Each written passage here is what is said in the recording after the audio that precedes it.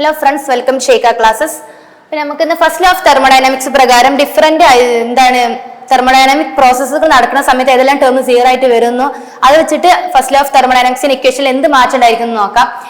First law of thermodynamics നമുക്കറിയാം എന്താണ്, energy nether be created nor B destroyed. നമുക്ക് ഒരിക്കലും അത് ക്രിയേറ്റ് ചെയ്യാനോ അല്ലെങ്കിൽ ഡിസ്ട്രോയ് ചെയ്യാനോ പറ്റില്ല. അത് ഒരു ഫോമിൽ നിന്ന് മറ്റൊരു ഫോമിലേക്ക് മാറ്റാൻ മാത്രമേ കഴിയുള്ളൂ. അപ്പൊ നമുക്ക് ഫസ്റ്റ് ലോ ഓഫ് തെർമോഡൈനാമിക്സിന് ഇക്വേഷൻ ഡെൽറ്റ യു കിട്ടുന്നത് Q പ്ലസ് ഡബ്ല്യു ആണല്ലേ.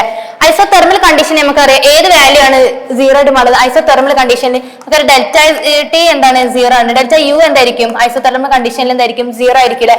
അപ്പൊ ഈ ഇക്വേഷൻ പ്രകാരം എന്തായാലും ഡെൽറ്റ യു ഇക്വൽ സീറോ ആണെന്നുണ്ടെങ്കിൽ ഐസോതെർമൽ എന്താണ് Q ഈക്വൽ ടു എന്തായിരിക്കും മൈനസ് ഡബ്ല്യു ആയിരിക്കും അല്ലെ. ഇനി അഡിയബാറ്റിക് കണ്ടീഷനിൽ ഏത് ടൈം ആയിരിക്കും സീറോ വരാം, ഹീറ്റ് ട്രാൻസ്ഫർ നടക്കൂല എന്ന് പറഞ്ഞാൽ ഏതാണ് Q ഈക്വൽ ടു സീറോ ആയിരിക്കും അല്ലെ. അപ്പൊ ഫസ്റ്റ് ലോ ഓഫ് തെർമോഡൈനാമിക്സിന്റെ ഇക്വേഷൻ എന്ത് വരും, ഡെൽറ്റ യു ഈക്വൽ ടു എന്തായിരിക്കും വരാം ഡബ്ല്യു ആയിരിക്കും അല്ലെ. Q എന്നുള്ള പറഞ്ഞ ടേം അവിടെ സീറോ ആയിട്ട് പോയി.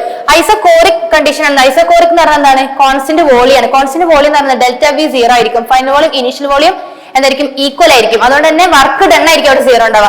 വർക്ക് ഡൺ സീറോ ആണെന്ന് ഫസ്റ്റ് ലോ ഓഫ് തെർമോഡൈനാമിക്സിന്റെ ഇക്വേഷൻ ആയിട്ട് മാറും. ഡെൽറ്റ യു ഈക്വൽ ടു എന്താവും Q ആയിരിക്കും. ഇനി ഐസോബാറിക് കണ്ടീഷൻ ആണെന്നുണ്ടെങ്കിൽ ഐസോബാറിക് കണ്ടീഷനിൽ എന്താണ് പി ആണ്, എന്താണ് പ്രഷർ ആണ്, പി എക്സ്റ്റേണൽ കോൺസ്റ്റന്റ് ആണ് അവിടെ. പി എക്സ്റ്റേണൽ കോൺസ്റ്റന്റ് ആണെന്നുണ്ടെങ്കിൽ വർക്ക് ഡൺ അവിടെ സംഭവിക്കുന്നുണ്ട് അല്ലെ.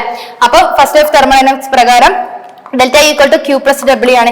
ഇതിലെന്താണ്, ഇതിൽ ഒരു ടേം പോലും സീറോ ആയിട്ട് മാറൂല. ഡെൽറ്റ യുവോ ക്യൂവോ വർക്ക് ഡൺ അവിടെ സീറോ ആയിട്ട് മാറൂല. അതായത് നമ്മൾ കൊടുക്കുന്ന ഹീറ്റ് എന്തിനൊക്കെ ഇന്റേണൽ എനർജിക്കും വേണ്ടിയിട്ടും വർക്കിന് വേണ്ടിയിട്ടും ഐസോബാറിക് കണ്ടീഷനിൽ യൂസ് ചെയ്യും. പക്ഷെ നമ്മൾ കൊടുക്കുന്ന ഹീറ്റ് കംപ്ലീറ്റ്ലി ഇന്റേണൽ എനർജിക്ക് വേണ്ടിയിട്ട് മാത്രം യൂസ് ചെയ്യുന്ന പ്രോസസ്സാണ്. ഐസോകോറിക് കണ്ടീഷനിലാണ് അങ്ങനെ സംഭവിക്കുന്നത്.